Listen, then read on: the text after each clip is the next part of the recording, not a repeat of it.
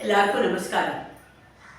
ஒரு prime youth, ஒரு 20-25 அந்த மாதிரி ஏஜில் நம்ம இருக்கும்போது நம்ம என்னெல்லாம் ஆசைப்படுவோம் கொஞ்சம் யோசிச்சு பார்க்கலாமா?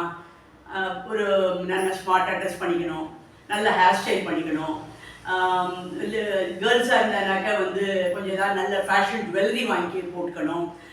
அப்புறம் நெக்ஸ்ட்டு சாப்பாடுன்னு எடுத்துட்டோம்னாக்க எல்லா டிஃப்ரெண்ட் டைப்ஸ் ஆஃப் ஃபுட்டு நம்ம ட்ரை பண்ணணும்னு ஆசை இருக்கும். மெக்சிகன், இட்டாலியன், இன்னும் என்னென்ன இருக்கோ நம்மளை கிடைக்காத வரைக்கும் அது எல்லாத்தையும் சாப்பிட்டு பார்க்கணும் அப்படிங்கிற மாதிரி எல்லாம் நம்மளுக்கு ஒரு ஆசை தோணும். லாங் ட்ரைவ் போகலான்னு இருக்கும், சினிமாவுக்கு போகலான்னு இருக்கும், டான்ஸ் பார்க்கலான்னு இருக்கும், டான்ஸ் பண்ணலான்னு இருக்கும், பாடலான்னு இருக்கும், நல்ல டேஸ்டியான சாப்பிடணும்னு இருக்கும், இல்லையா, ரிலாக்ஸ் பண்ணிக்கணும்னு இருக்கும்.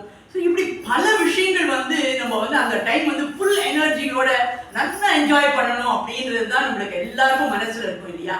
ஆனால் இது எல்லாத்தையும் தியாகம் பண்ணிட்டு, குடும்பத்தையும் தியாகம் பண்ணிட்டு, உறவுகளை எல்லாத்தையும் தியாகம் பண்ணிட்டு, டோட்டலாக இந்த சமாஜம், அதாவது நம்மளுடைய சமூகம் அத்தனை பேரும் நன்னா இருக்கணும் அப்படிங்கிறதுக்காக தன்னோட லைஃப்பை அர்ப்பணிக்கணும் அப்படின்னு ஒருத்தர் தயாராகிறார்னா இவ்வளோ பெரிய விஷயம் இல்லையா?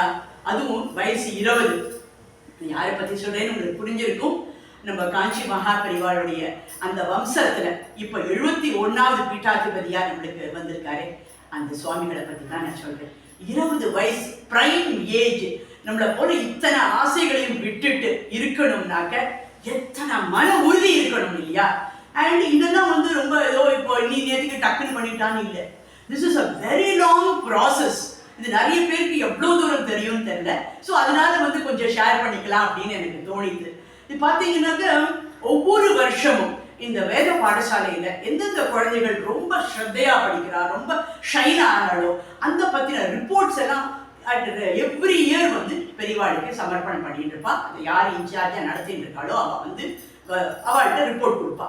ஸோ அதுலேருந்து என்ன பண்ணுவா, கொஞ்சம் கொஞ்சமாக அவளை மானிட்டர் பண்ணிட்டே அந்த மாதிரி இருக்கிறவாள். அதுலேருந்து எப்படி நம்ம இந்த ஃபர்ஸ்ட் ரவுண்ட், செகண்ட் ரவுண்டு, இந்த மேட்சஸ் ஆகட்டும், இல்லைனாக்கா ஒரு காம்படிஷன் ஆகட்டும் நம்ம பார்க்குறோம் இல்லையா? அதுக்கப்புறமா செமிஃபைனல், ஃபைனல்னு வரா மாதிரி.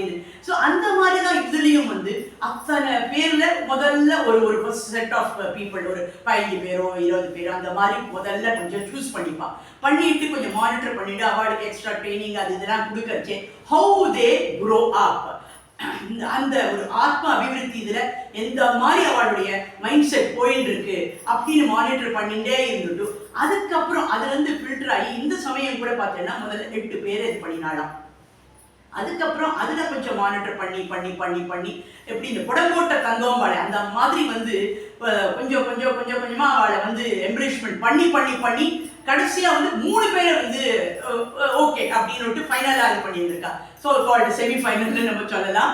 அதுல இருந்து அந்த ஒருத்தர் தான் இப்ப நமக்கு கிடைச்ச இந்த பெரியவா. ஸோ இது it's a very long process and very long training and embellishment. ஒன்னொன்னா அவளை இம்ப்ரூவ் பண்ண வச்சு கொண்டு வருதுங்கிறது பெரிய விஷயம். அடுத்தது அந்த டிசைட் ஆனதுக்கு அப்புறம் இப்போ இந்த ஒரு வாரமா நிறைய பூஜைகள் நடந்திருக்கும், நிறைய பரிகாரங்கள்ல இது நடத்திருக்கும். எந்த அளவுக்கு மைன்யூட்டா அவளை அப்படி ஷேப் பண்ணி கொண்டு வராளோ, அதாவது நம்ம சின்ன பசங்களா இருக்கிறச்சே பை மிஸ்டேக் நம்ம எறும்பு விதிச்சிருப்போம், ஒரு கையை தட்டி கொசு தட்டி இருப்போம், ஏதாவது அந்த மாதிரி அவ்வளோண்டு அதாவது தெரியாம கூட நம்ம செஞ்சுக்கலாம், தெரிஞ்சு செஞ்சுக்கலாம். அந்த மாதிரி சின்ன விஷயங்கள் இருந்து அந்த மாதிரி பாபங்கள்லாம் கூட கம்ப்ளீட்டா போகணும் அப்படிங்கிறதுக்காக மணிஞ்சு மணிஞ்சு மணிஞ்சு மணிஞ்சு அத்தனை பரிகார பூஜைகள் எல்லாம் அவளுக்கு பண்ணி இந்த ப்ரீவியஸ் நைட் என்னைக்கு இவர் சன்னியாச ஸ்வீகாரம் எடுக்கிறாரோ அதுக்கு முதல்ல நைட், அதாவது 30ஆம் தேதி 29 நைட்டு முழுக்க அவர் தூங்க மாட்டாராம். ஏதோ நிறைய பூஜைகள் பண்ணணுமா. ஸோ அந்த நைட்டு முழுக்க அந்த பூஜையை பண்ணி கொடுக்குறவரும் ஒருத்தர் இருப்பார் இல்லையா? ஒருத்தர் பண்ண மாட்டாராம்.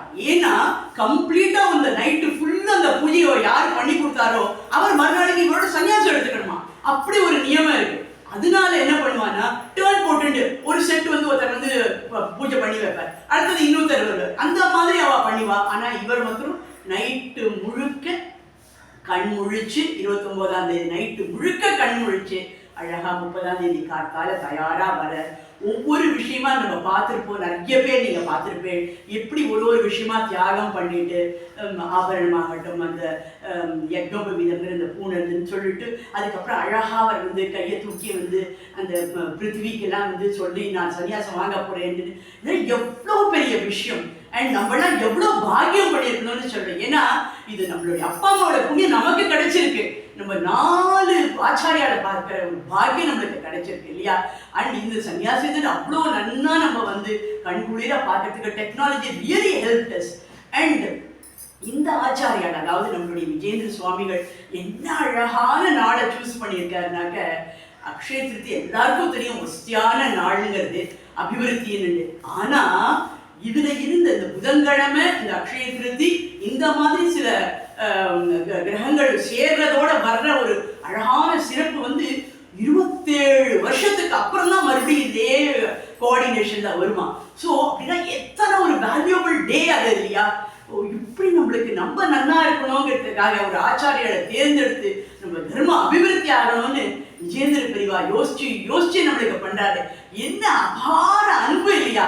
கருணைங்கிறத விட அவளோட அன்பு தான் நம்ம சொல்லணும். அன்பு இருக்கிறச்சே தான் பல விஷயங்களை நம்மளுக்கு யோசிக்க தோணும், பல விஷயங்களை அவளுக்கு செய்யணும்னு தோணும். அப்படியாப்பட்ட அன்பான அந்த ஒரு குருவுக்கு அனந்த கோடி நமஸ்காரத்தை பண்ணணும். இப்போ இவ்வளோ தியாகம் பண்ணிட்டு நம்மளுக்காக 2 பேர் நம்ம தான் ஜம்முன்னு சௌக்கியமா இருக்கணுங்கிறதுக்காக தபஸ் பண்ண உட்கார்ந்துட்டு இருக்காளே, நம்ம என்ன வாழ்க்கை செய்ய முடியும்? உண்மையா இருக்கலாம் இல்லையா? அடுத்தது உறுதியா இருக்கணும். என்னது உறுதி? நம்ம தர்மத்துல இருந்து நம்ம போக மாட்டோங்கிற உறுதியா இருக்கணும். அடுத்த வாழ்க்கை உதவியா இருக்கலாம். இந்த 3 விஷயம் செஞ்சாலே அவளுக்கு கொடுக்கிற மரியாதை ஆயிடும். வேற ஒண்ணுமே இல்லை. உண்மையாகிரு, உறுதியாகிரு, உதவியாகிரு. நம்ம பெரியவாளுக்கு எல்லாருக்கும் நமஸ்காரம் பண்ணி என்னைக்கும் அவளோட ஆசீர்வாதத்தோட நம்ம வாழ்க்கையை தொடர்ந்து நடத்திட்டே போலாம். ஜெய் ஜெய் சங்கர, ஹர ஹர சங்கர்.